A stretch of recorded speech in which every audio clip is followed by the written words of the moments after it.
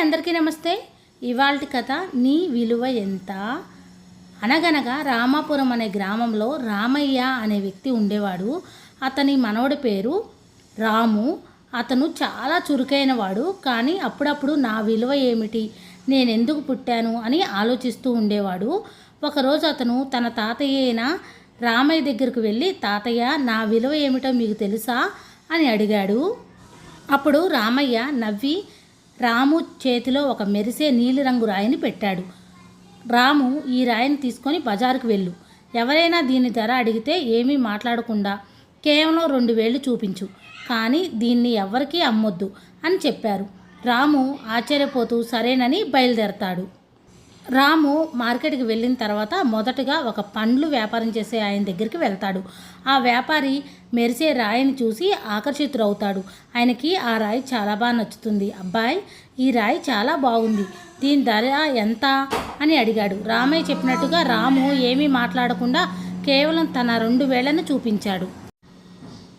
అప్పుడు ఆ పండ్ల వ్యాపారి, ఓహో, దీనికి బదులుగా నేను 2 నారింజ పండ్లు ఇస్తాను, నాకు ఇచ్చేస్తావా అని అడిగాడు. రాము ఏమీ సమాధానం చెప్పకుండా అక్కడి నుంచి నవ్వుతూ ముందుకు వెళ్ళిపోయాడు. తర్వాత రాము ఒక పాత సామాన్లు కొనే వ్యక్తి దుకాణానికి వెళ్ళాడు. ఆ వ్యక్తి రాయిని పరీక్షగా చూసి దీని ధర ఎంత అని అడిగాడు. రాము మళ్ళీ ఏమీ మాట్లాడకుండా తన 2,000 చూపించాడు. పాత సామాన్లు కొనే వ్యక్తి కొంచెం సేపు ఆలోచించి, సరే, దీనికి బదులుగా నేను నీకు 200 రూపాయలు ఇస్తాను అన్నాడు. రాము ఆశ్చర్యపోయాడు. ఒక రాయికి 200 రూపాయలా అని అనుకుంటూ అక్కడి నుంచి వెళ్ళిపోయాడు.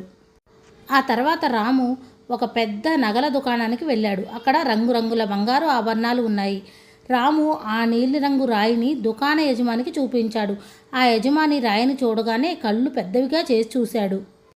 ఆ నగల వ్యాపారి ఎంతో ఆనందంగా, అబ్బాయి, ఇది చాలా అరుదైన రాయి, దీని ధర ఎంత అని అడిగాడు. రాము మళ్ళీ తన 2,000 చూపించాడు.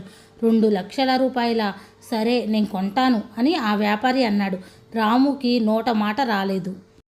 రాము పరిగెత్తుకుంటూ తాతయ్య దగ్గరకు వెళ్ళాడు. తాతయ్య, పండ్ల వ్యాపారి 2 పండ్లు అన్నాడు. పాద సామాన్ల వ్యక్తి 200 ఇస్తా అన్నాడు. కానీ నగల వ్యాపారి 2,00,000 ఇస్తానన్నాడు. ఒకే రాయికి ఇన్ని ధరలా అని అడిగాడు.